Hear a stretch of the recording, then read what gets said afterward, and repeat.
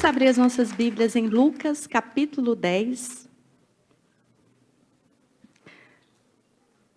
Lucas, capítulo 10. Vamos ler do versículo 1 ao 9.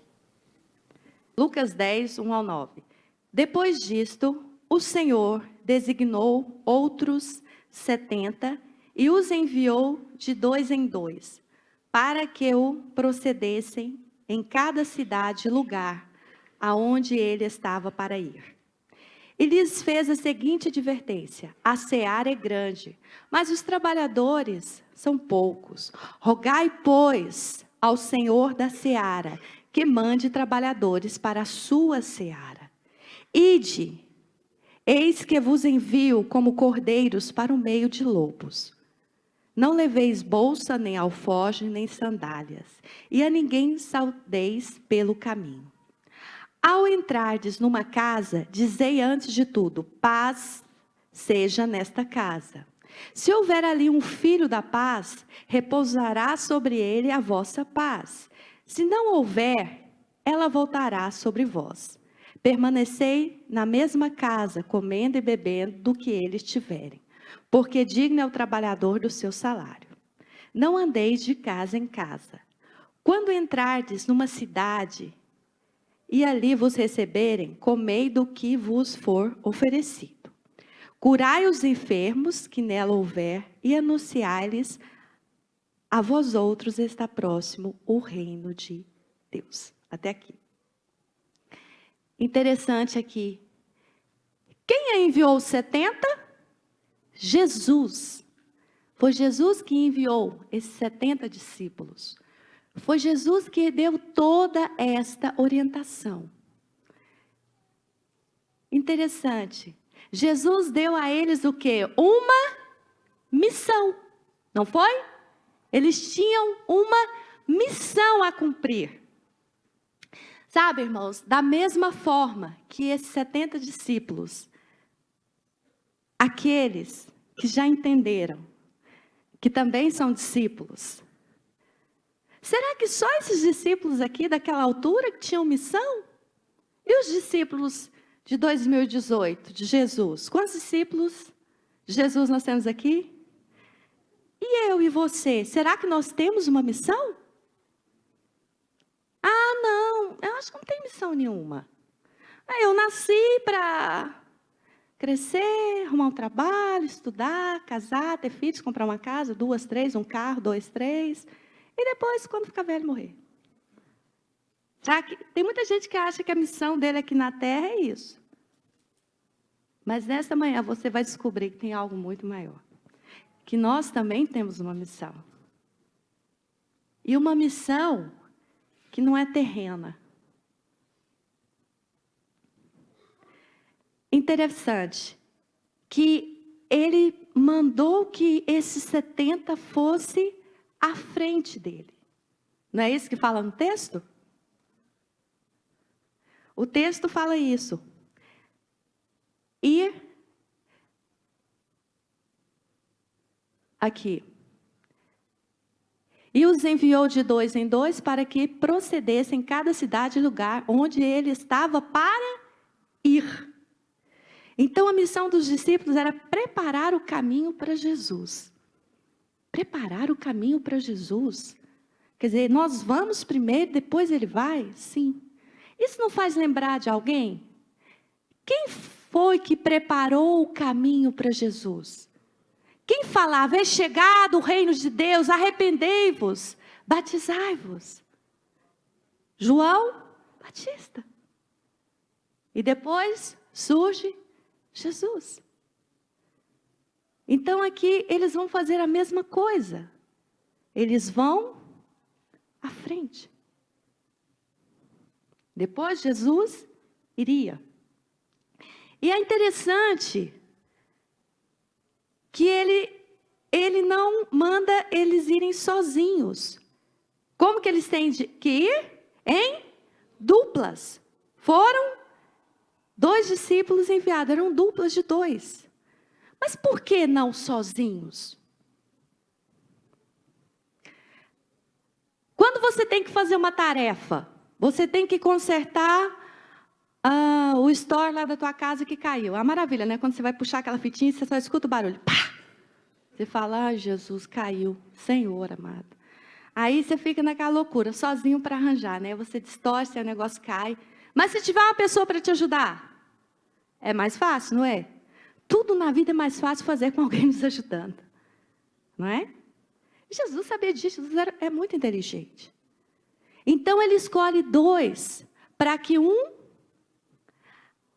cuidasse do outro, para que um protegesse o outro, e para que um fosse testemunha do outro, das coisas que iriam acontecer. Porque imagina, um discípulo entra numa casa, o que Jesus falou que era para eles fazerem? Orar com os enfermos, e anunciar o reino de Deus. Imagina se fosse só um, eles entravam numa casa, oravam com alguém, a pessoa era curada. E aí depois a pessoa falava, olha, eu orei com uma pessoa no nome de Jesus, ela foi curada. Aí a pessoa falava, você está com conversa, está querendo aparecer, hein? Foi mesmo, mas não tem testemunha para dizer. Agora, de 2 tem a testemunha. Olha, eu orei com uma pessoa, entrei na casa, como Jesus disse, orei, a pessoa foi curada. Aí eu olhava para o outro companheiro. Foi mesmo, eu vi, eu sou testemunha. Entende? Sem falar que é mais fácil e agradável, não é? De 2, com uma companhia. Agora Jesus fala uma coisa aqui também. Que a missão nem sempre é fácil. Pode envolver perigo e sacrifício. Como que é a palavra que ele usou? Ele usou no contexto dele, tá, gente? Se fosse nós, nos nossos dias, se Jesus estivesse aqui na terra nos nossos dias, ia usar outro exemplo. Mas ele falou que estava enviando eles como ovelhas no meio de lobos. O que ele queria dizer com isso? Não vai ser fácil. Pode ser perigoso. E vai requerer de vocês um sacrifício. Depois ele também fala algo interessante. Fala para eles não levarem o quê? Uma lancheira, não é? Se fosse nossos dias, era uma lancheirinha com comida. E parece estranho isso. Mas por que Jesus fala para eles não levarem? Não leveis bolsa, nem alforje, nem sandálias. O que Jesus está querendo falar? Dependência total de Deus. Vocês vão confiando que eu estou com vocês e que não vai faltar nada. Nada. Jesus estava querendo ensinar para eles já dependerem de Deus. Depender do Senhor. E outra coisa também que Jesus queria ensinar para eles é ter uma vida simples. É serem pessoas simples. É saber estar em qualquer lugar. Jesus fala, olha, o que eles oferecerem para vocês comerem, vocês vão comer. Eu não gosto disso. Não tem essa história. Aprendam a estar em todo lugar. Aquilo que eles colocarem na mesa, vocês vão comer. Tem essa atitude de serem pessoas simples. Que o foco ali é levar a paz para aquela casa. É levar o meu amor. É levar a minha cura. É mostrar que o reino de Deus é chegado. É fazer com que as pessoas entendam o amor de Deus por elas. O foco é esse. O foco não somos nós. Jesus, em outra palavra, estava dizendo para ele, o foco não é vocês. Vocês têm que se adaptar à realidade de cada casa. E Jesus também fala uma coisa engraçada. Para eles não...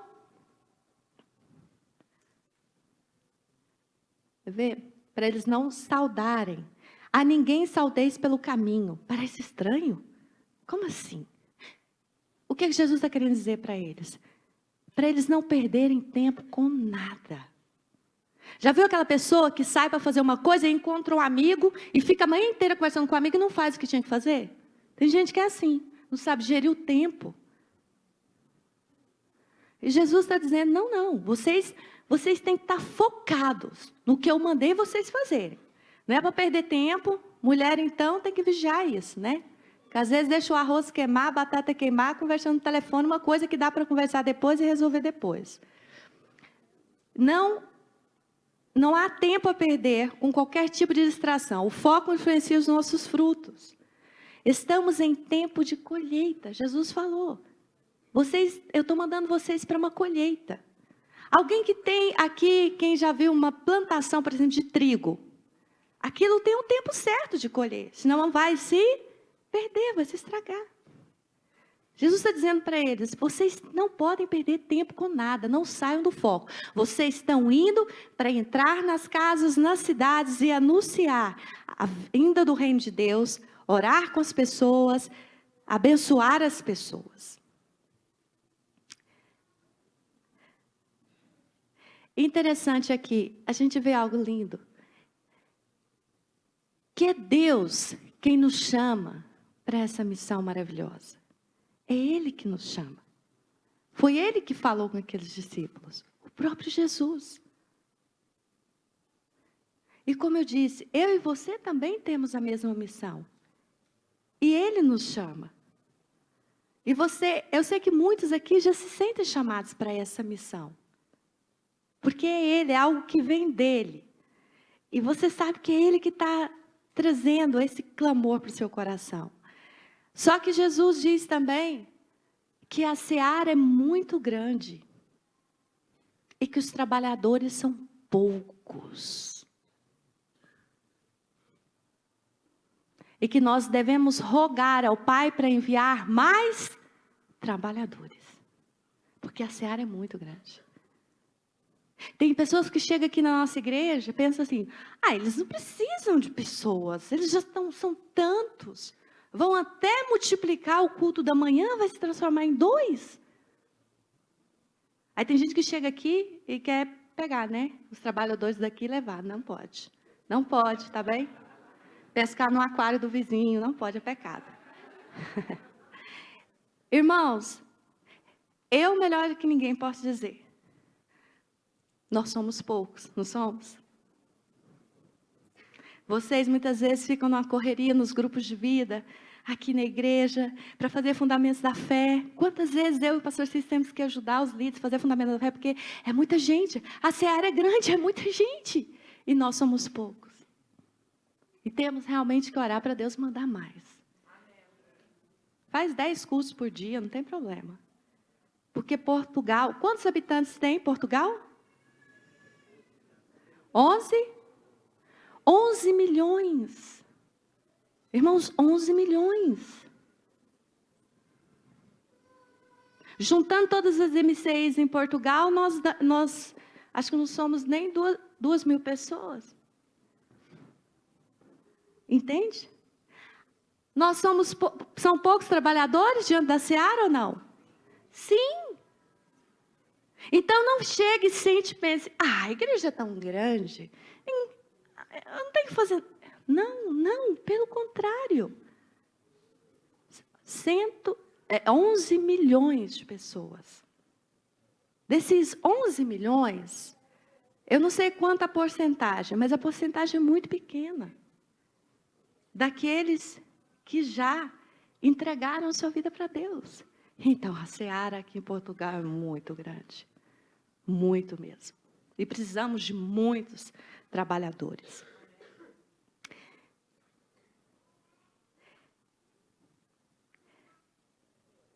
E é interessante aqui no texto que nós lemos, que Jesus fala que quando eles entrarem na casa,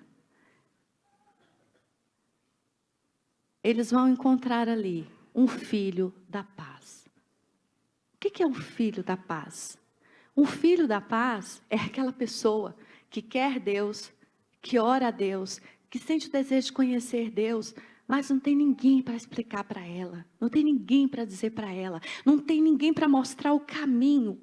Você tem que fazer isso, é assim.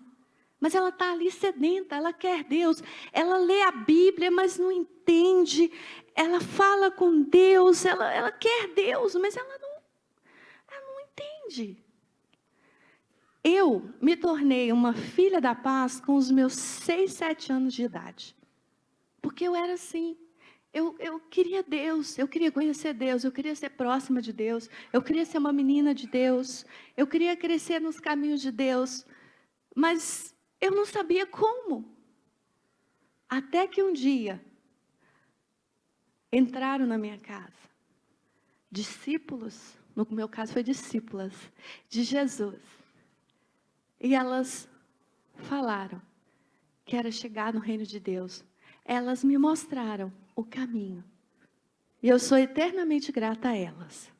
E elas sabem disso. Isso fez toda a diferença.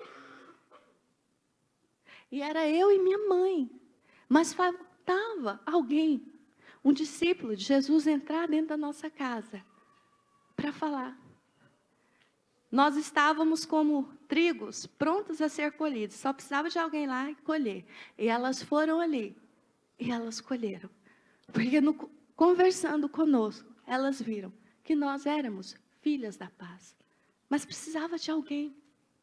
Eu não sei quantos aqui são filhos da paz. Alguém um dia encontrou você. E você começou a colocar suas dúvidas, falar. E aí tudo foi esclarecido. As escamas dos olhos caíram. Você entendeu. Ah, então é isso. Eu lembro que a última vez que eu fui visitar os meus avós, lá no Brasil, uma tia-avó, conversando, falando, que orava a Deus, que lia a Bíblia, sabe?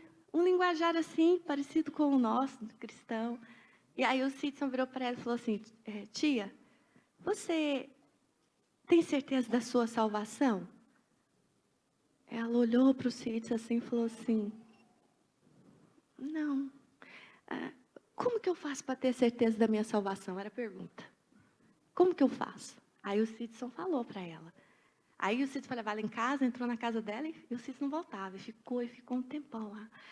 E aí depois o Sidson me contou, olha, a tia aceitou Jesus comigo. Mas antes disso a tia falou assim, Sidson, eu preciso confessar coisas erradas que eu fiz na minha vida. E que eu tenho sentimento de culpa. Deus tem falado no meu coração que eu pequei. E ela contou coisas, abriu o coração dela ali, se chorou com ela, não é? Uma filha da paz, que só precisava de um discípulo, no caso foi só um, né? Entrar na casa dela e mostrar. Que coisa linda, irmãos, sabe? Eu falei para vocês, já valeu a viagem. Enfrentamos uma tempestade, foi uma viagem difícil, mas já valeu. E depois vocês perguntou, então tia... E agora? Agora sim, eu tenho certeza para onde eu vou. Sabe? Tão lindo isso, irmãos. Foi difícil fazer? Não. Sabe? Então, há muitas casas que têm um filho da paz, esperando um enviado de Deus. Há muita gente. Eu já ouvi tanto testemunho de tanta gente falar assim, eu orava, eu pedia a Deus, manda alguém para me explicar a Bíblia, manda alguém para me mostrar como Deus. Pessoas desesperadas, que oravam a Deus, pedindo que Deus enviasse alguém. Irmãos, porque quem ainda não teve um encontro com Deus, quem ainda não nasceu de novo em Cristo Jesus, ele lê a Bíblia, ele não entende. Eu li, irmãos, eu não entendia. Eu não entendia nem a oração do Pai Nosso. Que eu orava ela todo dia antes de dormir. Quando um enviado de Deus veio na minha casa. Quando discípulos do Senhor veio na minha casa. E falou, e me ensinou.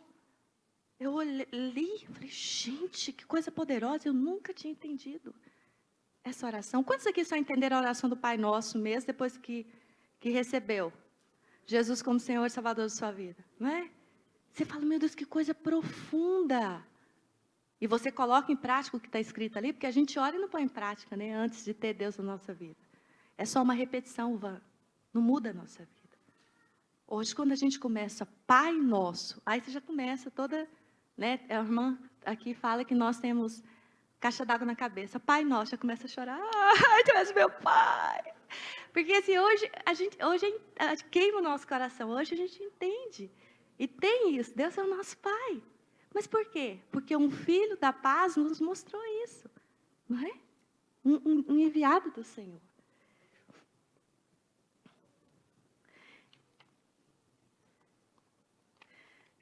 Vamos continuar lendo. Agora vamos para o versículo 17. Então eles foram e fizeram exatamente como Jesus disse. E agora eles voltam. Vamos ver como vai ser o retorno deles. Posso ler? Do 17 ao 20? Então regressaram os 70, possuídos de alegria, dizendo: Senhor, os próprios demônios nos submetem pelo teu nome. Mas ele lhes disse: Eu vi Satanás caindo do céu como um relâmpago. Eis aí vos dei autoridade para pisar de serpentes e escorpiões e sobre todo o poder do inimigo. E nada absolutamente vos causará dano. Não obstante, alegrai-vos não porque os espíritos se vos submetem, e sim porque o vosso nome está arrolado nos céus. Então os discípulos fizeram a obra, debaixo do que? Da proteção de Deus, e tinham o seu poder, o poder de Deus, e autoridade para cumprir a missão. Eles cumpriram, e foram muito bem sucedidos. Sabe, quando Deus nos envia, Ele está conosco, Ele nos protege, Ele nos dá sabedoria, graça, autoridade, poder. E coisas acontecem. Sabe, tem irmãos que às vezes chegam contando: ai, eu fui orar com uma pessoa no grupo de vida, e a pessoa ficou oprimida pelo mal, e eu só lembrava de clamar a Jesus e de fazer igual eu já vi pessoas fazerem, e eu falei: sai em nome de Jesus. Não é que saiu, pastor, a pessoa ficou bem? Não é que funciona? Funciona. Entende? É tão lindo isso. O poder é dele. Amém? É ele quem faz. Então, é só de você clamar no nome dele. A pessoa está doente, você ora e fala: seja curada em nome de Jesus. A primeira vez que eu orei com uma pessoa, e a pessoa falou assim: uau, a dor de cabeça passou? Por acaso foi meu marido. Um dia ele estava: ai, estou com dor de cabeça, ora comigo. Eu orei. E ele: eu o quê? Passou? Eu mesmo? Sim, sim. E comigo uma vez aconteceu isso, estava com uma dor de estômago terrível. Antes da aula da escola bíblica, isso há muitos anos 90. É muitos anos, irmãos. Eu coloquei a mão no meu estômago e falei, orei, na hora. Foi assim, pss. E até eu fiquei, hã? Gente, é maravilhoso. Sabe? É o nome dele. É tão bom isso. Quando você tiver essa experiência de orar com alguém que está doente, a pessoa depois fala, passou. Não é? Ou então a pessoa estava ali oprimida, pensando em se suicidar, se matar. Você ora com ela, repreende o mal na vida dela, aquele pensamento mal. A pessoa fica livre, nunca mais pensa nisso. Isso é maravilhoso. Mas por que isso acontece? Porque você está obedecendo a missão. Você está indo, orando com as pessoas, falando do reino de Deus para as pessoas. E Deus está com você. É Ele que faz através de nós. E outra coisa que aconteceu, que eles voltaram super alegres. Eu acredito que eles não foram muito alegres, não. Eu acredito que eles foram assim. Sabe quando você é desafiada a fazer uma coisa? Eles confiavam em Jesus, mas querendo ou não, devia estar assim naquela expectativa. Quantos acham que eles deviam estar cheios de expectativa? Agora Jesus ia ficar, Jesus não ia. Ai, ai, ai. Uma coisa, né? É estar com ele ali, dá aquele senso de segurança, agora tem que ir, vão. Eu acredito que eles não foram com medo, não, mas que eu acho que eles foram apreensivos, eles foram. Porque eu, se estivesse no lugar deles, iria. E eles foram, mas foram confiando na palavra de Jesus, foram acreditando que aquilo que Jesus tinha dito que ia acontecer, ia acontecer. E aquilo que Jesus já tinha ensinado para eles, que Jesus os preparou antes. Eles viram Jesus fazendo isso, Jesus ensinou. Não mandou eles despreparados, mas mesmo assim, irmãos, né? Eles foram apreensivos. Aí como que eles voltam? Super alegres. Jesus! Não. Olha, tem que te contar uma coisa. Os demônios nos obedecem, nos submetem no teu nome. E é tão interessante isso, irmãos. Quando você faz a vontade de Deus, quando Deus usa a sua vida para abençoar pessoas, dá um sentimento de realização tão grande. Foi para isso que eu nasci. É para isso que eu estou aqui na terra. Não é para ser mais uma na multidão, mais um na multidão. É para manifestar a glória e o reino de Deus aqui. Porque pessoas foram curadas por eles. Pessoas foram libertas. Pessoas foram arrancadas do reino das trevas para o reino da luz. Sabe? Que coisa maravilhosa. Você pode fazer muita coisa na vida. Pode edificar um império. Mas quando Deus usa a sua vida para curar o próximo, para libertar e salvar o próximo, a satisfação é incrível. Nada te dá mais satisfação. Porque você vê que é algo sobrenatural, que é algo espiritual, que é algo do céu, não é da terra. Entende? E a Bíblia fala que quando nós fazemos essa vontade de Deus, quando nós somos instrumentos de Deus na vida das pessoas, nós estamos amealhando coisas para a eternidade, tesouros nos céus. Porque o daqui da terra vai ficar. Se os seus filhos herdeiros não torrar tudo, vai dar para as obras sociais. Não vai levar nada. Coitados, os egípcios achavam que eles iam acordar e estar lá com o tesouro, né? Aí pedia para enterrar com o tesouro. Depois os caças, hoje em dia, até hoje, o povo está furando para pegar o tesouro deles, que ficou tudo aqui, não foi nada, para nada. Não é? Então, assim, é tão lindo isso, irmãos. É tão lindo você ver uma família restaurada. Casais que iriam se separar. Nós temos um casal de pastores na nossa igreja, que ele tinha um problema, antes de conhecer Jesus, ele tinha um problema sério com álcool. E a esposa dele já estava cansada, com 2 filhos lindos. Ela falou, eu já não aguento mais, eu vou separar. E um dia, a empregada dela chega, uma discípula de Jesus, uma enviada de Deus, e viu a patroa chorar. E ela pensou, é hoje, Senhor, que vai ser colhida para o Senhor. E ela falou, ai, desculpa e tal, por que a senhora está chorando? Eu posso orar com a senhora? Aí ela foi e abriu, que ela ia separar do marido. E ela orou com ela, falou do reino de Deus para ela, e falou outras vezes, a convidou para ir na igreja dela. E ela foi, recebeu Jesus lá. Depois, de uma forma sobrenatural, conseguiram levar o marido. Ele aceitou Jesus, foi curado, liberto, restaurado. Depois, hoje são pastores de uma das nossas MCIs. Os filhos bênção, eles numa bênção. Entende? Tão simples o que ela fez.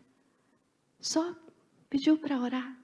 E foi o que Jesus falou, vocês vão orar e anunciar a minha paz. Se eles quiserem, ela podia ter falado, não vem falar desse Deus, não quer saber desse negócio de igreja, não.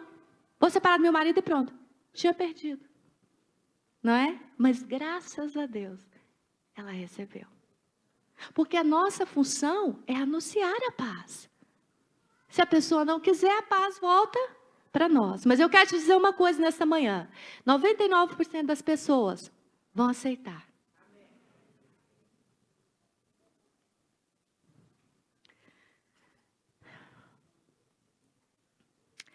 E depois a gente vê que eles prestam conta. E uma coisa interessante que Jesus fala, confirma, que as trevas foram abaladas enquanto eles cumpriu a missão. Satanás, ele viu o quê? Caindo. As obras do mal contra a vida daquelas pessoas caíram. Igual este casal. Aquele vício horroroso da bebida caiu da vida dele. Foi liberto. Amém? Porque Ele tem todo o poder. Então, quando nós lançamos mão do nome dEle, e aquela irmãzinha orou, Senhor, liberta este pai de família, este marido, desse vício horrível da bebida que está estragando a vida dele e da família.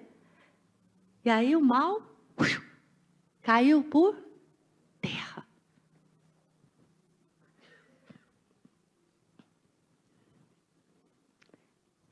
E Jesus mostra aqui para os discípulos que Ele tem autoridade no mundo espiritual. E Ele partilha essa autoridade conosco.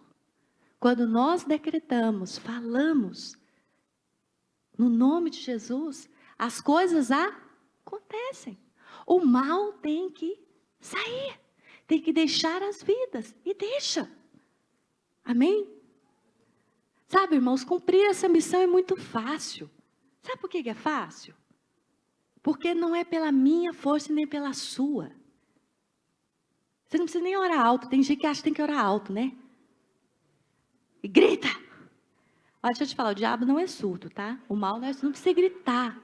Você pode ser delicado e falar assim, em nome de Jesus, eu oro para que essa pessoa agora fique totalmente curada, no nome de Jesus. Eu oro agora, no nome de Jesus, que todo o mal contra a vida deste casal seja destruído, seja lançado por terra, no nome de Jesus. Pronto. Agora tem aqueles mais afoitos de temperamento, pode orar mais alto, é o seu temperamento. Mas entende? Há poder no nome de Jesus. Muito poder. Foi esse poder que te libertou e me libertou. E nos deu uma nova vida. Amém? E interessante que depois da missão cumprida, Jesus fala para eles, olha, eu sei que vocês estão radiantes, felizes, não é? Por tudo que aconteceu. Mas há algo que vocês têm que estar mais felizes ainda. Não é a vossa felicidade maior, tem que ser, porque o vosso nome está arrolado nos céus. O que Jesus queria dizer com isso? O nosso motivo maior de alegria tem que ser o maior milagre que aconteceu na nossa vida até hoje, que foi a salvação em Cristo Jesus. Porque se nós não fôssemos salvos em Cristo Jesus, nós não poderíamos cumprir essa missão. Nós não seríamos farol neste mundo, nem luz, nem bênção na vida das pessoas. Entende? Tudo isso é consequência da obra de Deus na nossa vida. Então, nosso motivo de maior alegria tem que ser a obra que Deus fez na nossa vida. Agora você é um filho, uma filha de Deus, um discípulo, uma discípula do Senhor. E Jesus certa vez disse, vocês vão fazer coisas maiores do que eu fiz. Entende? Esse deve ser o nosso motivo maior de alegria. Porque as coisas só acontecem por causa da obra que aconteceu dentro da sua vida.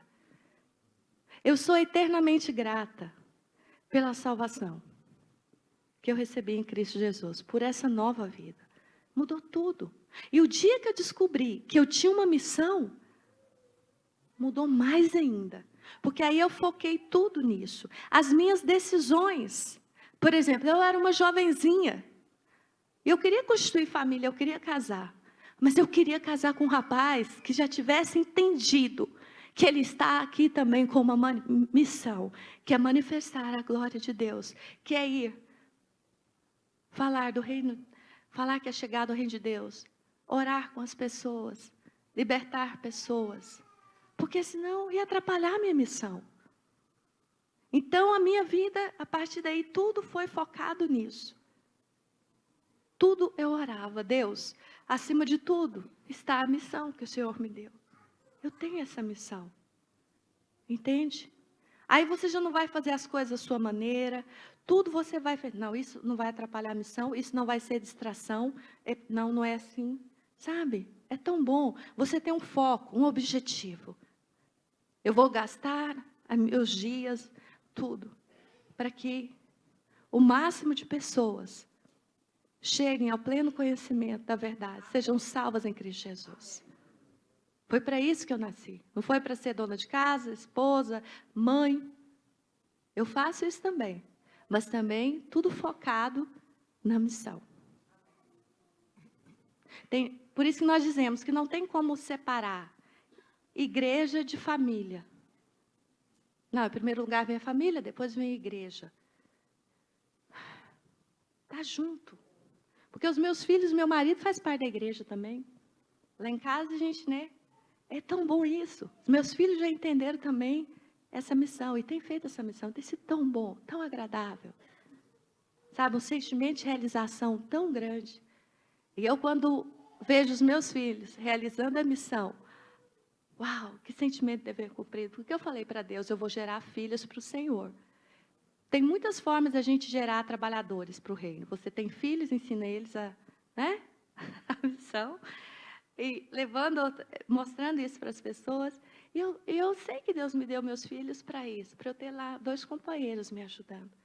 Porque a seara é grande. Mas os trabalhadores são poucos. Não é?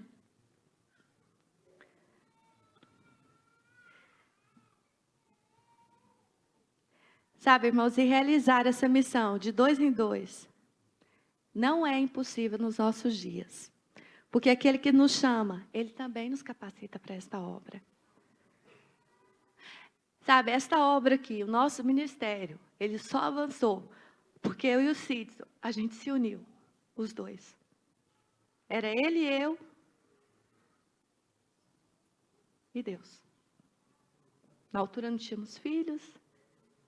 E muitas vezes a gente ficava assim, vamos voltar? Eu não gosto de ir no cinema na sessão da meia-noite. Porque eu já fui tanto no início, que não tinha igreja, não tinha amigo, não tinha ninguém, era o Sidson e eu e o Sidson. Aí a gente ia em casa, olhava para a cara do outro. Não tinha amigo, não tinha ninguém. Vamos para a sessão da meia-noite? Vamos. Ia lá os 2. Saía de Mafra e ia para o Cascais Shopping. Hoje, quando a gente fala, vamos no cinema, vem 300 juntos. Tem até um grupo do cinema. Mas nem sempre foi assim, não, irmãos. Mas nós não desistimos da missão. Porque valeu a pena, vocês estão aqui hoje. Ai, faria tudo de novo. Ia nas casas das pessoas, eles abriam a porta e falavam assim, vocês são da IUT? Vocês são Jeová? Nós não. Nós somos pessoas que amam a Deus. Deixa a gente entrar na tua casa. Ah, então pode entrar. E às vezes tinha um que batia a porta na nossa cara. Mas valeu a pena. Amém? Porque quem faz é Ele. Ele nos capacita. Eu não sei você, mas eu quero continuar cumprindo a missão. Foi para isso que eu nasci. Foi para isso que eu nasci. Eu faço outras coisas, mas isso é o meu foco principal. Eu não vou deixar nada nem ninguém tirar do meu foco. Eu quero chegar diante do meu Deus e ouvir. Serva boa e fiel, entra no gozo do teu Senhor. Sabe? Para a honra e glória dEle. Ele tem acreditado em mim. Às vezes você está olhando para mim e fala, ah, não, mas eu sou tão incapaz, eu tenho tantas limitações. Todos nós temos limitações. E quanto mais limitação você tem, melhor, porque aí você depende mais de Deus. Às vezes você nem sabe falar muito bem. Pedro era um pescador, gente. Mas quando ele ficou cheio do Espírito, multidões de pessoas se convertiam a Deus. Paulo, que era estudado, doutor, veio aprender com ele, quando conheceu a Deus. Entende? E a palavra de Deus fala que Deus gosta mesmo de pessoas que têm limitações, para mostrar que o poder é dele, quem faz é ele. A sua patroa é riquíssima, está lá morrendo na cama. Aí Jesus fala, vai lá orar com ela. Você está na casa dela? Vai lá orar. Ai, não, mas ela é a doutora XPTO. Tá, mas se você não orar, ela vai morrer. Aí você vai lá, ora, e ela é curada. E recebe Jesus como Senhor e Salvador da sua vida. Depois vai virar sua companheira aqui, irmã. Eu conversei com uma irmã esses dias de São Paulo, ela disse que a igreja que ela frequentou em São Paulo era uma igreja num bairro pobre de São Paulo, muito simples, uma igrejinha pequenininha. E as irmãs da igreja, a maioria delas eram empregadas domésticas, naqueles bairros caríssimos lá de São Paulo, aquelas mansões caríssimas. E as empregadas começaram a falar de Jesus, a orar com as patroas por problema de casamento, de doença, e as patroas começaram a se converter.